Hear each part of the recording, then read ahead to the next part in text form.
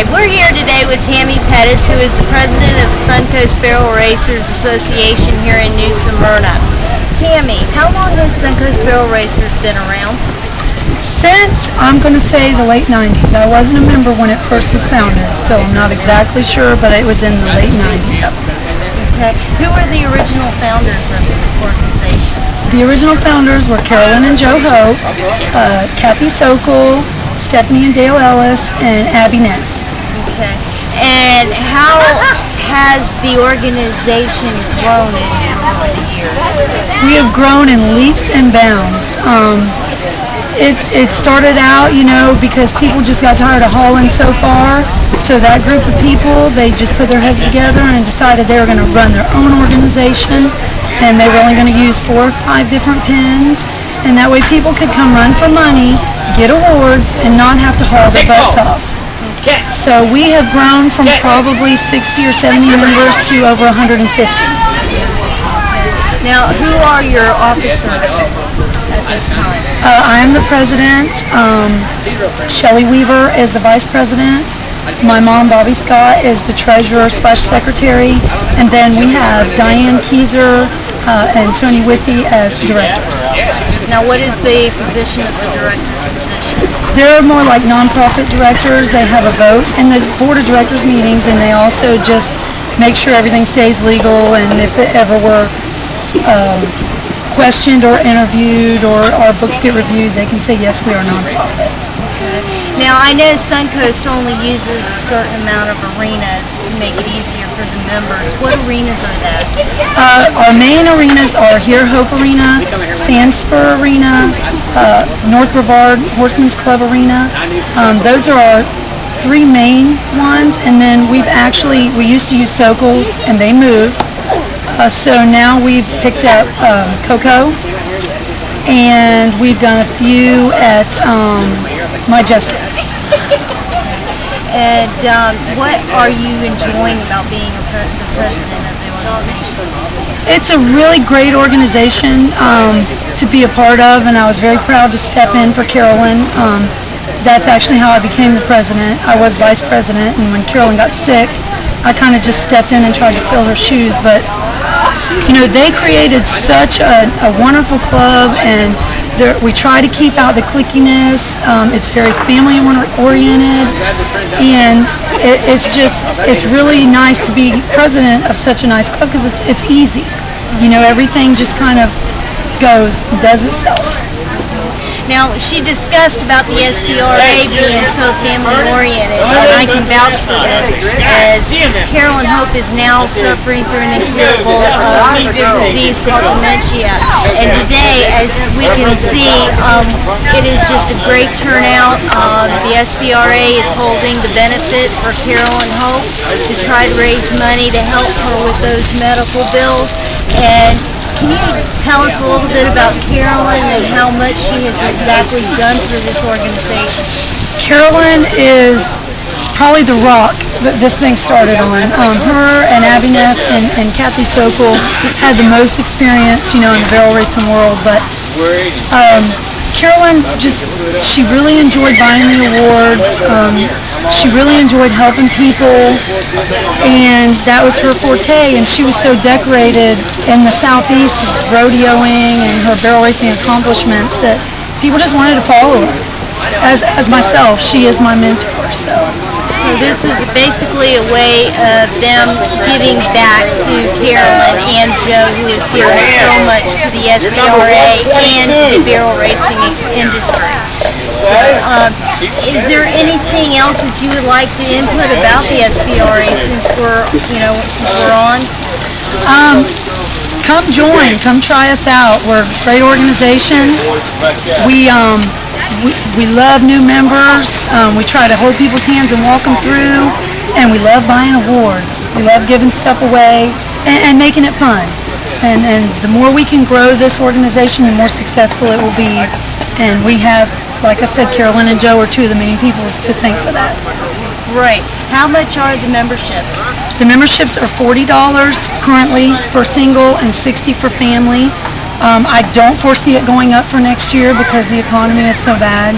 Our entry fees are $25 for open. Victoria Opie, please come to the announcer stand. $20 Victoria Opie, please come to the announcer stand. I don't see those going up in the near future either.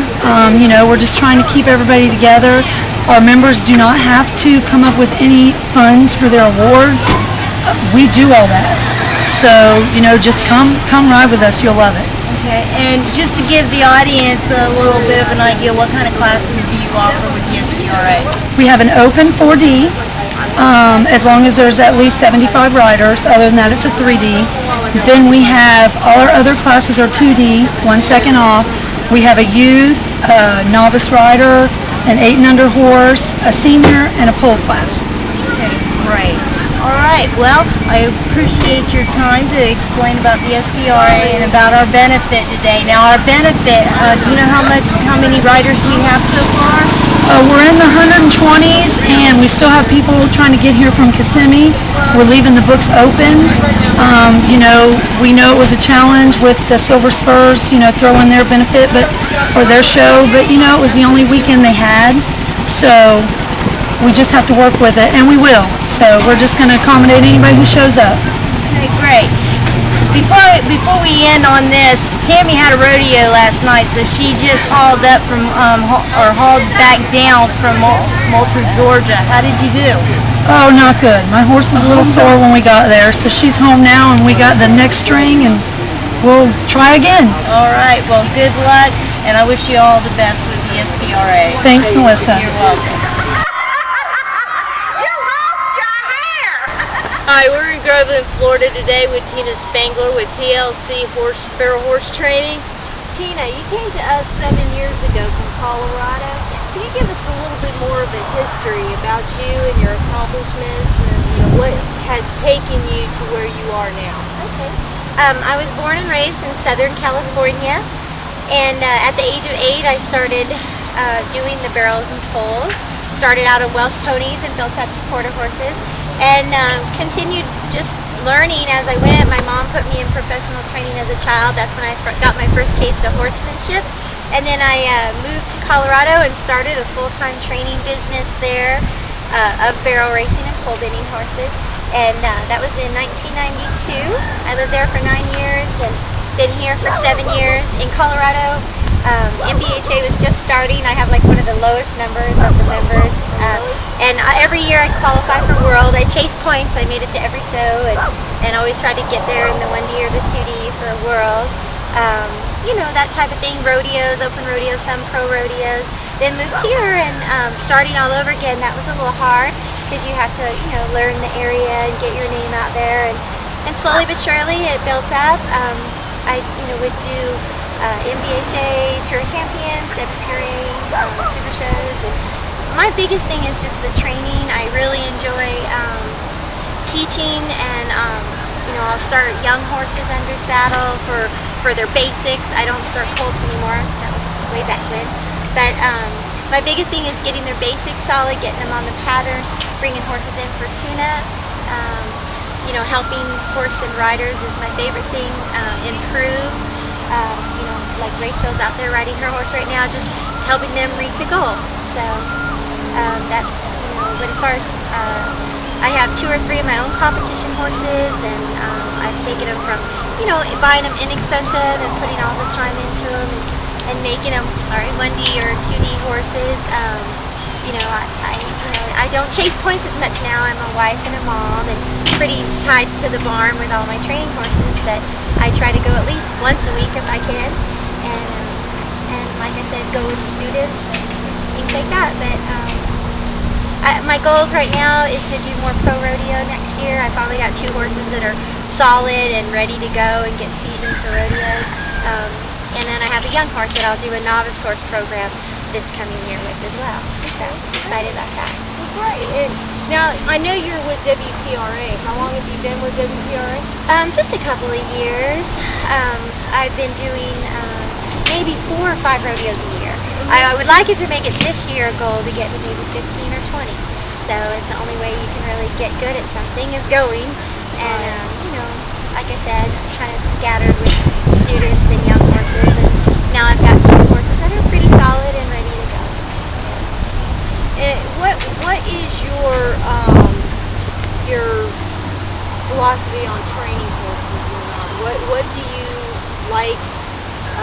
you emphasize with your training of horses? Okay, that's a good question. My principles and theories are the same. My techniques and timing will change. I believe in horsemanship. I believe in timing and feel with horses. I don't ever let them see a barrel or pull pattern until I have solid basics. And what I mean by that is I've got control of the horse and maybe an O-ring or a side pull from head to tail. I want them giving their face laterally, left and right, vertically, up and down. I want them to know to move away from leg pressure for the shoulder, the hip, the rib cage. I want them to know how to extend, collect, know their leads, set up for lead departures, 2-track, side pass, roll back, stop, back, just all their solid basics. And once I know I've got a good foundation on them, then I'll bring them to the pattern. But I believe in time. I think that practice, I love teaching, and if I can teach anybody anything, I like to teach horsemanship. And to me, horsemanship isn't about the barrels and the poles, it's about timing and feel. And I can coach someone and guide someone, but every horse is an individual, every person's an individual, and I feel like you can't train them all the same. Some horses are, go-y type horses, and other horses are more laid back. I don't know how much detail you want, but as far as, some are more sensitive, some are lazier, so you just modify your technique, but you keep your principles and theories the same. Make the wrong thing difficult, make the right thing easy. When they give you the right answer, take the pressure away. They're flight animals or fight animals, and you can't change that. You have to establish respect and trust and a line of communication of cues. I think of it like if you were to go to Japan, you wouldn't know the language, but you'd have to get to know their culture. So it's the same with a horse. You learn the horse's culture and you respect it enough to try to find a way. I don't think horses mess up. I think people need to learn to be better trainers, teachers, because you need to learn if they're not doing it right, we have to learn how to communicate a better way. It's our falling, not theirs, or failing. Okay, and what do you use, or what is the emphasis or the skills that you use that with your students that has made you so successful? What I try to do is build the student based on, first, their just overall balance. Can they ride the horse correctly with good balance? Then do they know how to use and I'll demonstrate that on the horse. Do they know, if their hands are up, what that means to the horse? If they bring their hand back or forward, what that does to the horse by using leg with hand. They need to know, form to function. In the beginning, we over-exaggerate everything, and then we refine it the faster we go. We make it where the horse is more bendy and maybe more supple and lighter than we'd want them when we run, because when they're under that adrenaline, and so are you, everything gets a little stiffer and it gets quicker. So I kind of over-exaggerate in the slower work, just because I want to know that if I put a little pressure on them, that they're going to give and be soft and supple and responsive. And so I guess with my students, that's what I look at. I look at, are they using their bodies correctly? Where are they looking? Their leg cues. Most riders want to be heavy-handed and not ride enough from the waist down. Some are clueless as to even where they're looking out there. So there's little things like that I try to look at and break the rider down. And then we set up goals, where they are with their horse, how far they want to go, and just set steps along the way. And some work hard. And those are the ones that succeed. They're the ones that practice 3 or 4 days a week.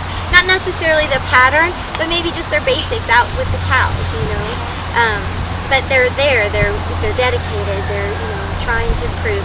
You really can't get good at anything if you just do it once a week, it's true with anything. Yeah, practice, and the bond with the horse, the relationship that you build. It's like an athlete. Right. And I believe you wrote about it one time in one of your articles that, like athletes don't just come out once a week to practice. A lot of them come out, start at 4 o'clock in the morning, right, and they're working for 6 hours. Right. So, your Olympic athletes train many hours a day, but obviously in the real world we have to pay our bills.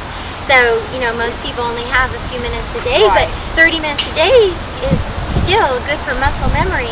And that's what you need for when you're going fast and you need that not to be mechanical out there. You need that memory to take over and just ride in the moment, because you know how it is. If the ground is deep or it's packed or your horse fires or doesn't fire, you can't go, I'm going to do exactly this at exactly that point.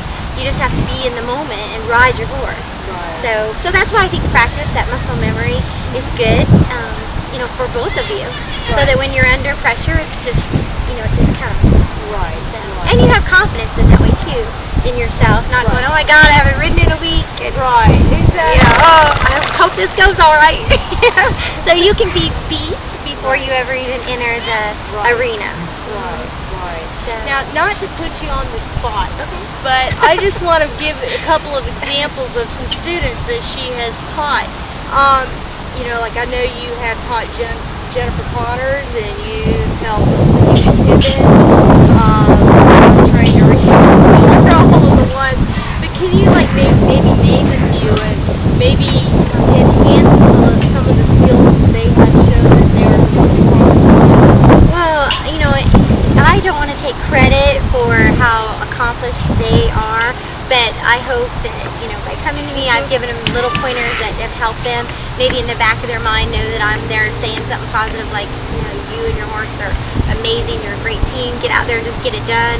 Maybe they'll remember the time that, like in Cindy's case, she came here and she didn't really have a lot of game plan for what to do during the week. You know, her horse is a natural athlete, amazing horse, and she's a great rider, and they're a good team. But Cindy's horse was charging in and kind of stalling out. So we just changed one thing and took that horse from 3D to 1D just by teaching her through her slow work and all the different patterns and workstations to relax going in and hurry out. And that little change in her mare, she started firing out a barrel, and then she would just supple and snap those turns. And that cut that time off just like that. So they're constantly 1D now, very consistently. And again, I can't take credit for them as a team, but if, you know, one piece of advice helped them, or like Dr. Jen, she bought an amazing mare, and when you get in with a new horse and you're trying to play with the big dogs, it's not always easy, and it becomes a mental game. And so, you know, Jen, I think, just needed me there as a confidence builder. You know, yes, this is what she needs, this is what you need, and get out there and get it done, you know, and just little things, you know, like Jen, her mare is hard running and she'd get a little strung out, so Jen would just have to gather her. So it became a timing thing, and I don't think I could get on the horse and ride it as well as she is, because they've become a good team together. She knows how hard to push her and when to ask her to come to her on first barrel. 2 and 3 she can pretty much push her, but on first barrel it's a little bit more of a timing issue of her to know right when to check her and get her gathered. And otherwise, you know how they get, if they're strung out, they'll not use their butt, and then their turns are slower, they can trip and fall, that kind of thing. And so just that little bit of change, that collection, made a huge difference in her times. Took her from, you know, a half second out to being right in the money again. So, and she did great at state. Her permit's like $40 shy of being filled. Oh, wow. So $40. So she had a great year. Yes. She had a great year, and that's a really nice horse too. And again, that was a finished horse, but they had to come together as a team. And then, you know, you can buy a finished horse, and you know, you can pay a lot of money or you can pay nothing for a horse. It doesn't matter if you can't ride it, if you don't know how to warm it up, if you don't know how to feed it and exercise it during the week to keep it happy. You can take a top-notch horse and make it, you know, just a mediocre horse. So, you know, my hat's off to the girls that are out there, you know, doing that, figuring out what their horse needs. And, you know, I have a horse in the barn right now that owner has analyzed exactly what she's needed, and just wanted an outside source right now to say, do you agree with that? You know, just to maybe see the trees outsid the forest. Right. Get the you know, are you feeling the same thing that I feel? So sometimes it comes down to, you know, when you're fine-tuning just for a tenth or two, and then it comes down to people who don't know anything, that just have to learn the proper mechanics. So you can go from many levels. So, but it does make me happy. I have a lot of kids, and they'll be winning their buckles at like Cumbie Rodeo. My youngest is 8, and that was exciting to be there when she got her first buckle. And then I have another girl that's here tonight that she does high school rodeo. And, you know, to watch her excel she went from a round type turning barrel horse to more of a rollback pole horse, and was running 21-second poles, won a couple of buckles. very exciting for her. And so to me, that's what I enjoy a lot. You know, I love winning for me on horses that I've made from nothing, and I love seeing my clients and their horses come together. So, and to me, I think it's a win if it doesn't. I mean, we can't all be Brittany Posey, but it's a win if if it's your goal, if you met your goal, that's a win. Right. And people have to realize that because it's competitive out there nowadays. Oh yes. No. A lot more competitive. It really is. Let's just change the topic here a minute because I like to emphasize on how barrel racing has become an industry and how it's become a business, and that with the barrel racing, it can, like I said, it can be a business, and to try to earn that paycheck from your winnings, but also like Tina has done, she has also converted her barrel racing into earning money by training others and But I training think that's the horses. biggest thing when you're talking about making a living barrel racing. Most people do it for fun, and they have other incomes. But definitely, I think if you have a great horse and you set yourself up super shows, you get better ground, you don't have to go anywhere. The added money's there, 3 runs, never leave the parking lot. Rodeos, you've got more hauling and your entry fees, but it's a whole different passion, the feel at the rodeo. So I guess it just depends, but I would imagine most people make their money, in training and sales in the barrel racing industry. It's More related. so, yeah. I mean, like the top 15 at the NFR, they're probably doing all right because they got their sponsors and all that. But the rest of them, have another income or they do the training and sales. I don't do sales; that's not my thing. I do teaching, lessons, clinics, and training. So that's what I like to do. And that's it's like any job though, because and this is one thing I emphasized on my PhD dissertation. People can, it's like even out in the real world that don't have horses and do this kind of thing, they're still getting a second job, per se. Right. I know lawyers that have gotten second jobs as a teacher, teaching law classes. And it relates to the barrel racing. You're gonna find, and don't get me wrong, like Charmaine James, she's the the millionaire cowgirl that she's called. But she's also done sales, she's done training, she's done everything that's related to that barrel racing. The marketing and and products and things like that. Exactly. So yeah, there's many ways. So for me, just being here for my son, and bringing in 3 or 4 horses a month is plenty. And then lessons every day. I know the son's putting her to sleep. Yeah. But yeah, I think that it's with anything, if you love what you do, exactly, you'll be good at it. So I enjoy my job. I wake up every morning. I'm happy to go out to the barn and start riding. And I'm thrilled to death to drive out the driveway to go to a jackpot. Exactly. Win, lose, or draw, you want to go. So I know it's got to be an awesome feeling to be able to have your trailer in the back and your horse in the back and you take off. It is. I remember when I first got married and got my first truck and trailer as a married woman in Colorado. And the first day I loaded my horse to go to my first barrel race, I thought, could life be any better?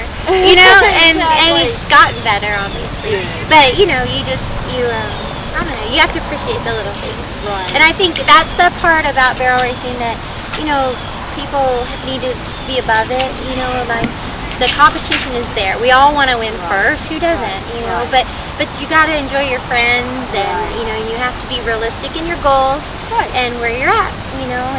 And work your way up. That's very important. That's very important. Very important, because you can't just start at the top. Right. So. Yeah, and it is. It's competition, but in the same token, it's a lot of friendships too. Right. Exactly. And it's that time with your horse. Yes. And that's nice. So.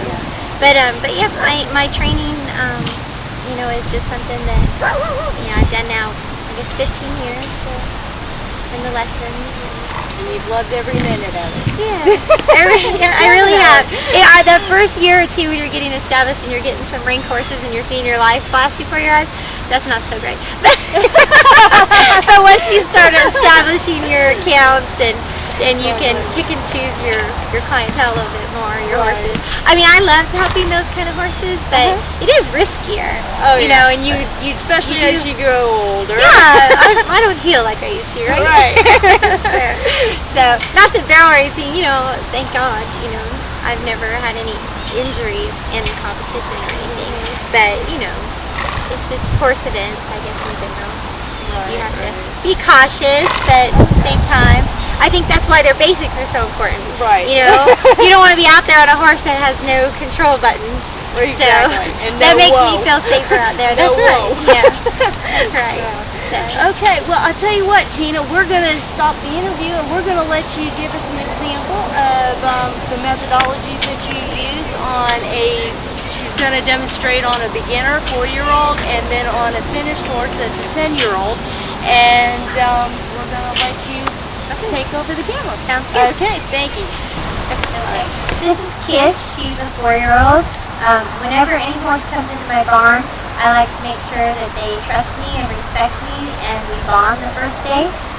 So I always start in a round pen. If you don't have a round pen, I'd suggest maybe a rope halter with a long rope and a lunge whip to begin your groundwork. And what I like to teach a horse from the very beginning, right now she's already advanced to doing all this in a snaffle, but I like them to be able to go forward just by a lightest cue as possible, and work off of cues of my voice. So just a little extra clucking. She'll go into a trot, and then whoa, up her nose and tuck down, she'll come into me. If I back up like a magnet, she'll come towards me. If I wiggle her off, she'll back out of my position, or my space. Now I'll go ahead and point and ask her to go to the right. She's almost too relaxed now, sitting in that sun. So I'll just ask her to walk here, down into a trot. And notice she's not pulling on my hand, she's keeping slack, and she's keeping forward motion. Then I'll ask her again to come into me and come into my space.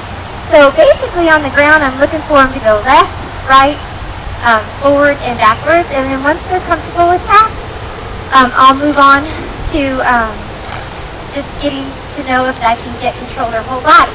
And the same thing I will do from the ground right now is the same cues I'll do in the saddle. So first thing I want her to do is either in a side pull or an O-ring snaffle. I want her to give to rein pressure, and as soon as she does, I'll release and I'll pet her and let her know that's all I wanted. I'll do that a couple of times on each side, and the reason I do it on each side is because horses need to be ambidextrous and be able to handle things from both sides equally, just like us riding, we're more dominant with one hand versus the other. Once she gives her face, so I have control of her head and her neck, I'll go ahead and make sure I have control of her hip. And with the lightest cue possible, the same place my boot would cue in the back cinch, I'll ask her with a cluck to yield her hindquarters to pressure, just like that, with just as light a cue as possible. My goal is to use 1 pound of pressure, but I'll get as heavy as I need to, maybe up to 10 pounds, until I get her to move 1 step. So I'll do the same thing here and ask her to yield her front end around her back end. Oops, there we go. There we go. Just by touching where the front cinch is, same that I would do in the saddle. And again, I do it from both sides. So right there I have control of her head, her neck. She's learned to give to pressure and move away from pressure, just like you would do with your boot in the saddle. I want to make sure that she's not a spooky horse when I get on her, that she's comfortable with me using tools on her like split reins. So I'll rub her whole body with the whip. I'll get her comfortable where I can do things over her head, slap the ground, and she learns to spook in place because she trusts me. So once I've got that established from the ground, we have a base of communication. And now I'll go ahead and get in the saddle and show you how I would do it from the saddle. Kiss is owned by Tanya until Hampton, and I've had her about 2.5 weeks now. And she's only had about 100 days of riding in the woods and the cow pastures. So in the last couple weeks, my main goal with her is to get her body broke loose and get her basics going well, so I can eventually get the pattern put on her. So the first thing I'd like her to do is the same thing we did on the ground.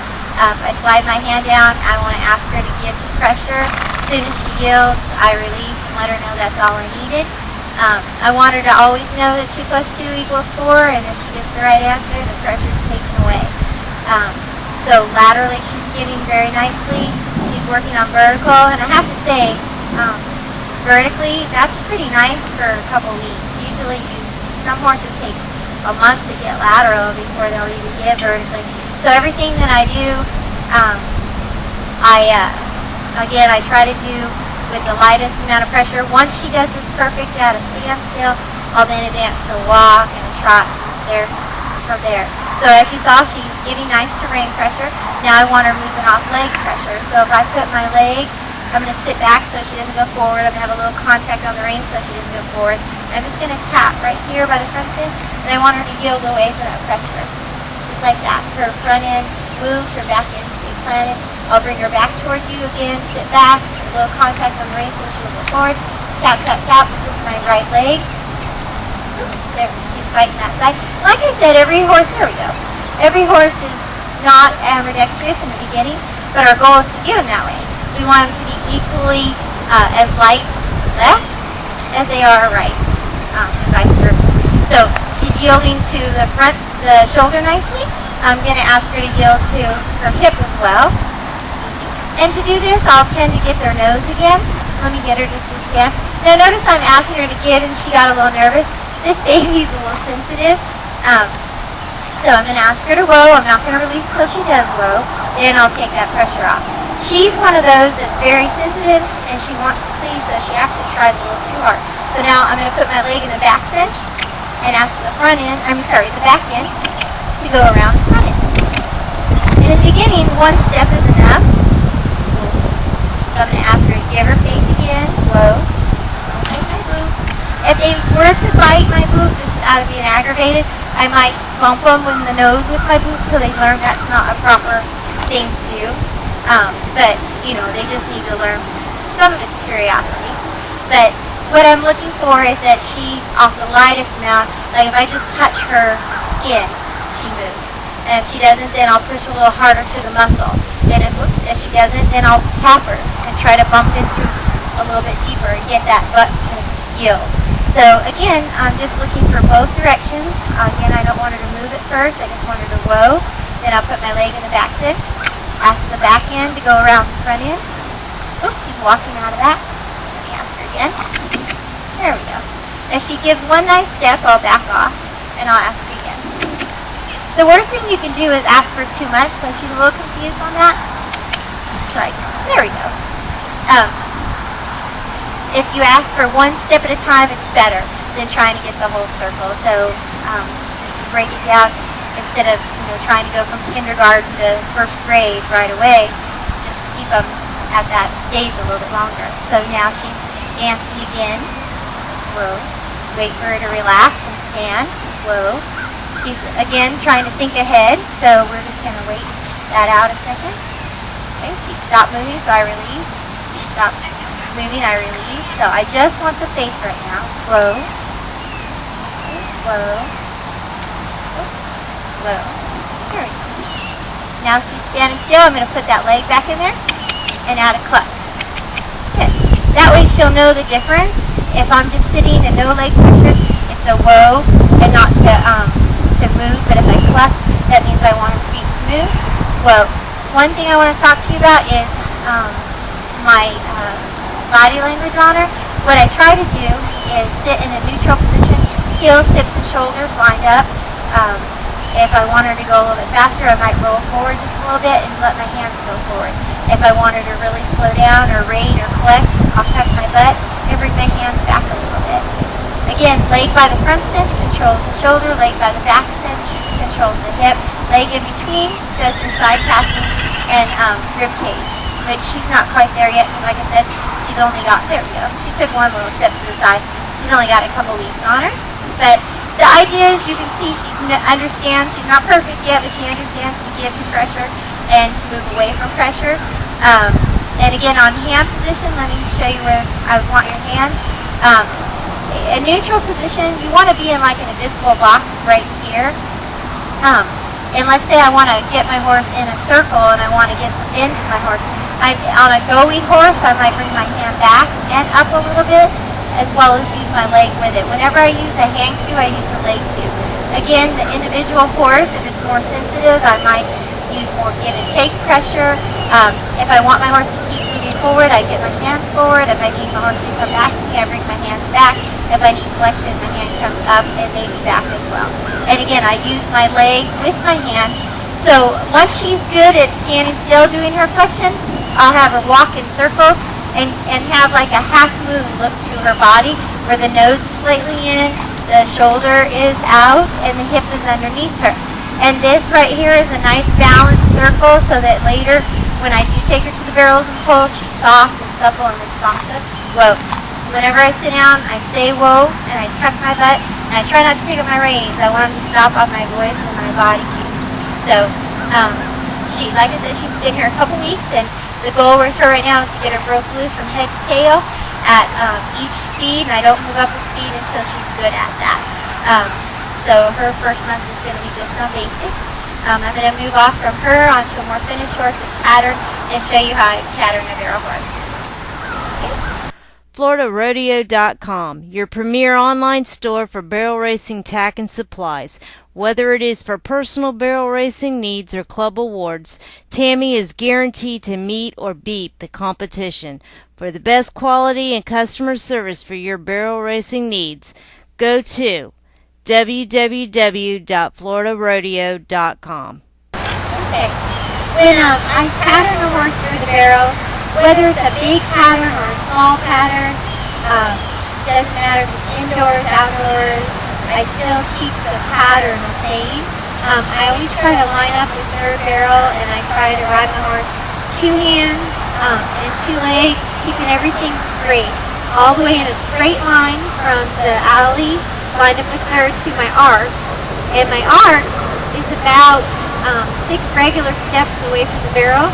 I might sit for rate on a young horse back here where the tracks cross. Again, at this time, my horse is just in a nice straight line. I'm not shaping him or anything. But as I approach the barrel right here, I'm going to go ahead and ask the horse, again, I'm going to ask him to just, keep back in there. There we go. I'm going to ask him to stop about 3 to 5 feet away from the barrel. And I want him straight. I don't want his hips out. I just want him to stop straight. This is what I call the entrance. In slow work, I'm going to shape him with my inside leg and rein. I'm going to look right here at my outside cone as I go around the barrel. And then I'm going to look and ride to that first outside cone, spot 1, as I go to second barrel. What I'm looking for is to keep my lines really straight all the way till I get to my rate spot. On a young horse or a go horse, I'm going to rate back here.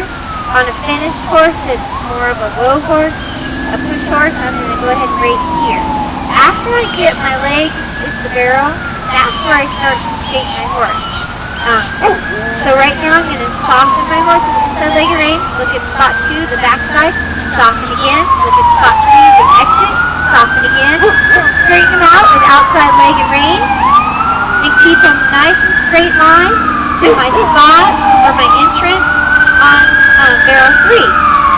My outside cone is 9 feet away from the barrel, so when I get here, I want to rate straight.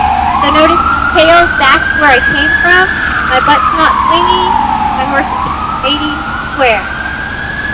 Again, a go-y horse or a young horse, I'm going to rate back a little bit. On a real ratey push horse, I'm going to rate leg gets the barrel. A little horse, I'm going to be about 3 feet from the barrel. A big horse, 5 or 6 feet from the barrel. Again, I'm going to soften with inside leg and rein at the entrance, the backside, the exit, and then outside leg and rein and bring them home straight. A young horse, I'm going to go home straight a finished horse, I'm going to turn off and head this way. And then I'll just move them up to a little trot. And I don't go faster than they're doing it correct. So if it means I stay at a walk for a day or a week or a month, I stay at a walk. Time and slower is your friend when it comes to barrel horses. So sit for rate. If he doesn't slow off my body, I'm going to pick up my hand, shape at the entrance, shape at the backside, shape at the exit, outside leg and rein for balance. I just want to trot, so I'm going to bring him back to me, sit down, wait for him to rate off my body, shape, release, shape, release, shape, release, outside leg and rein, just trot, trot, good boy, rate, and I'm looking right between his ears, and I'm asking him not to turn until between the entrance and the back side. A lot of people make the mistake of asking for rate and turn at the same spot, and you'll lose valuable time, you'll hit barrels, you'll get in the habit of swinging your butt and dropping your shoulder. So bring them around with the no stop, no start, line up the third, looking right to your arc. Everything's straight so you're ready to rate. After you rate, your leg gets to grow, you soften your horse, shape them again, looking right to your spot.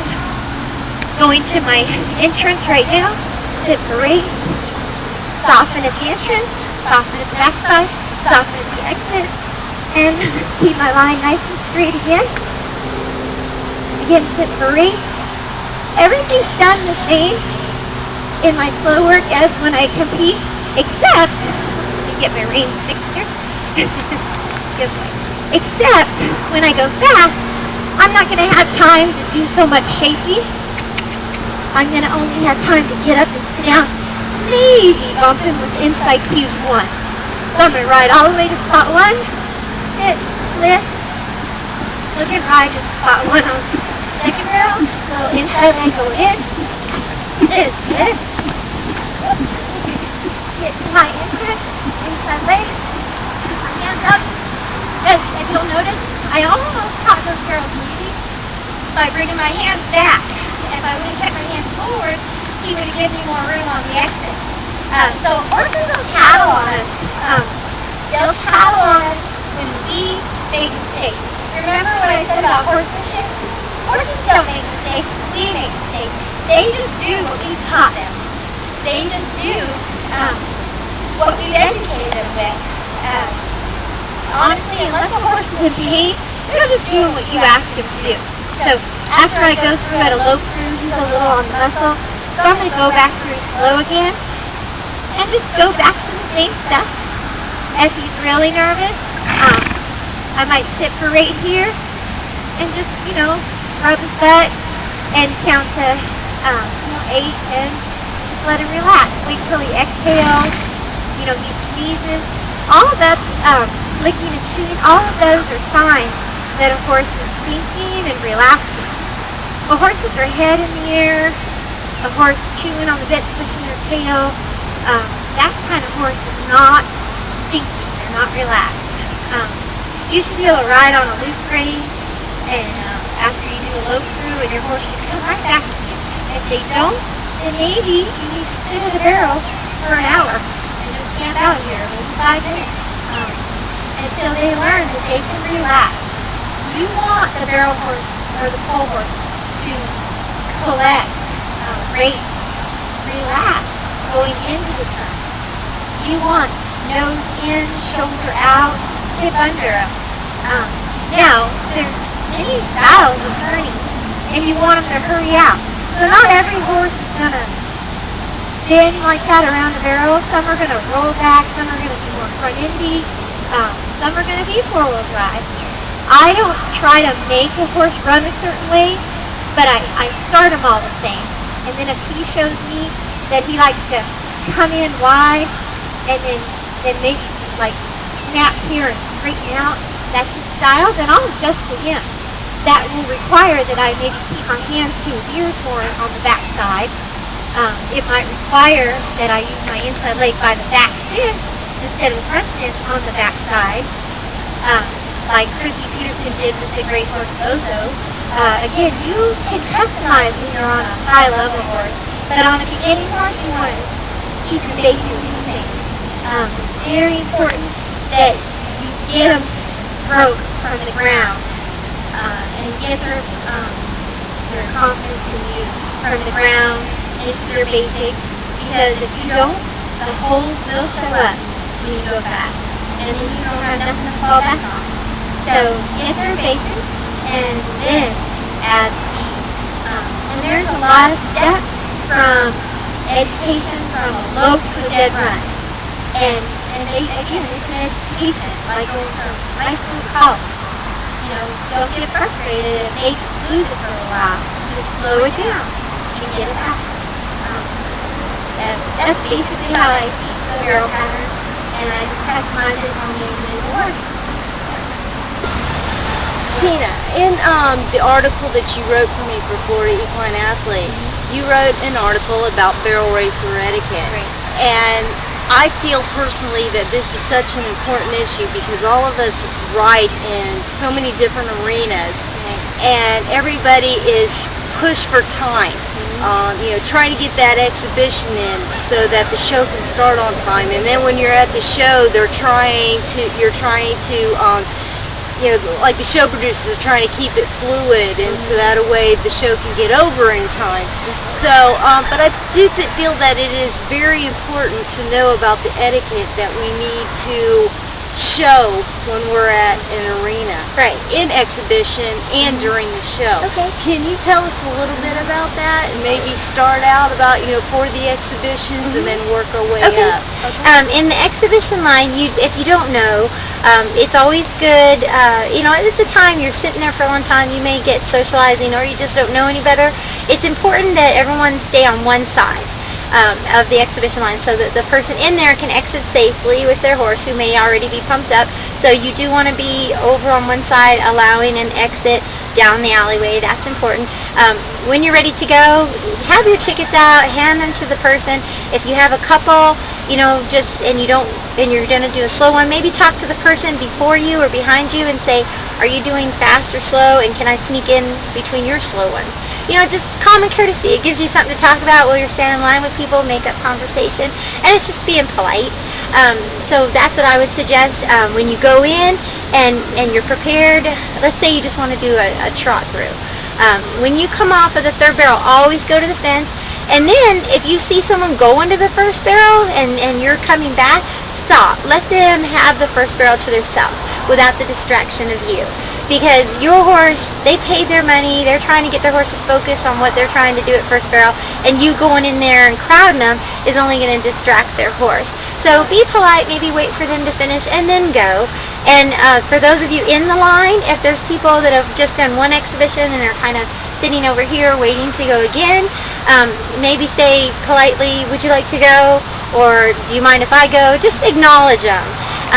Sometimes people, like you said, are just caught up in what they need to get done, and they'll just cut you off or whatever. Try not to get upset, but in the same token, the more you can politely say something like, do you mind if I go? That would be good.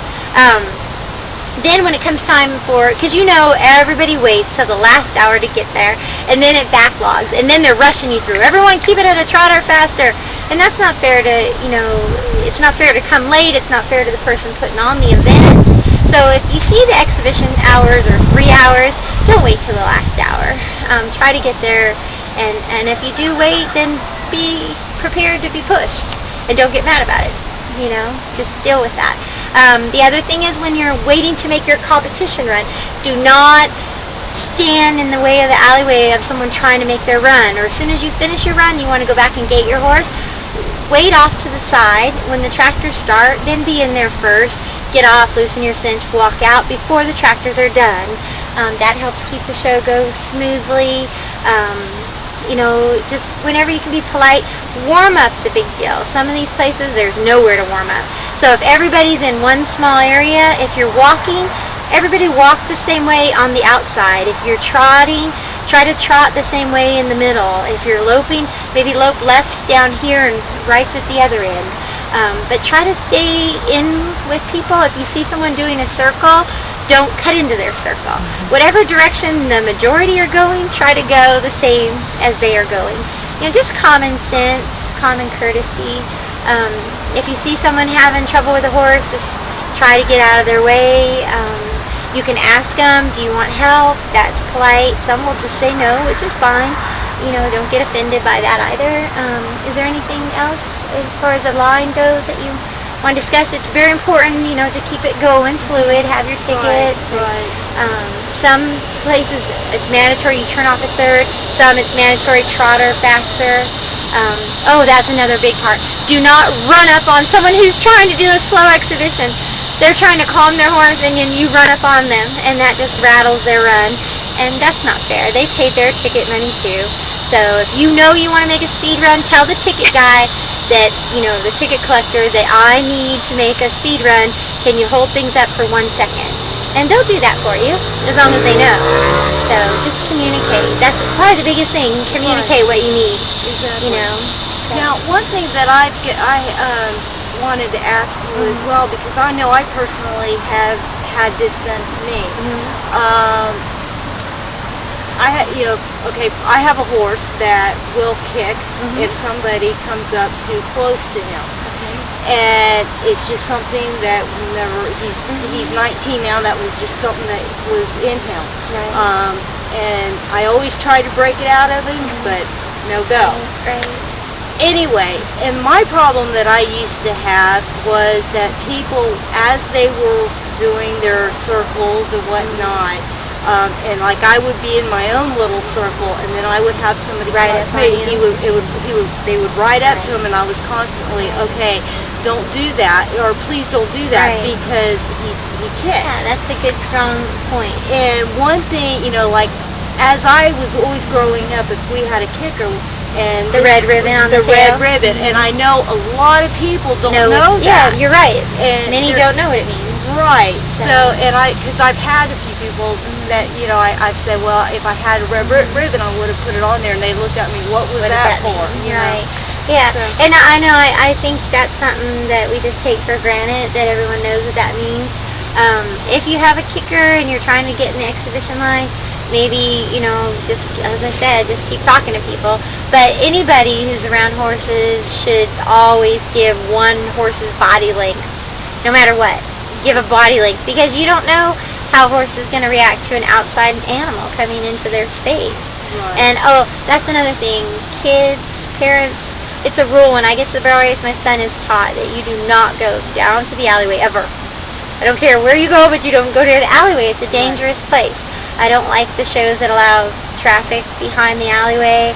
I don't like, moms with strollers behind the alleyway. All that stuff just scares me for, safety purposes. I would teach, if you have a child, helmets are a good idea. I would teach emergency dismounts. I would teach how to get the horse's nose when rein stops, disengaging the hindquarters. Anything to maintain control. If you have a baby running the barrels, they start doing the peewee barrels now. I would make that mandatory helmets and mandatory 18 years or older leading the peewee, not kids leading kids, because that can be dangerous. Have the gates closed for the little ones. You're talking about 1,000-pound animals, and they're unpredictable, and so you always want to give people room, give them space. Right. Yeah, it's something that needs to be a big concern about, Sure. and that we need to show some etiquette, because as I have stated in the magazine and whatnot, the barrel racing industry has just seen an It's huge. explosion of the industry, and we have to be able to respect each other at an arena, or even on trail rides, anywhere. We need to learn how to respect each other's space. And, I was going to bring it up, but Tina did bring up the alleyway. I've seen it where kids have been in the alleyway as the horse is running out, and that can... So dangerous. Yeah, it is. It's Or I've seen cars go Yeah, by and riders almost killed by Right. vehicles because of that. Right. And, when you're coming out of that third barrel, all you want is that cross that timing light, and once you get through there, you're not worried. You don't want to have to worry about when you need to stop because you want to finish, beat that clock. Yeah, and you don't want to have to slam your horse into the ground either. It's nicer on their bodies to slow them rather than just slam them down. And if there's an obstacle, you have no choice. And it's dangerous. Exactly. And I think another issue that we need to bring up is, a lot of people have arenas that they rent out to the show productions, and there's many of the show productions going on now, organizations, and the arenas will, people will rent out the arenas, but some of them will have like their bullpens and where they keep their bulls and the cows and other animals, and you will see the kids or whatever running over. Like I know of one issue where they had some kids that was climbing the pen to the bull that they had, and the bull is not very nice there. So we need to supervise our kids and have some rules. Yeah, and I think it is important to talk about because you're right, people get caught up in what they need to get done, and sometimes it's at the expense of others around them. So, and for the most part, majority of them know, and some people are new and don't know, and hopefully this will bring that to their attention. So, and just consider the person in front of you and around you. And if you don't know, I just ask.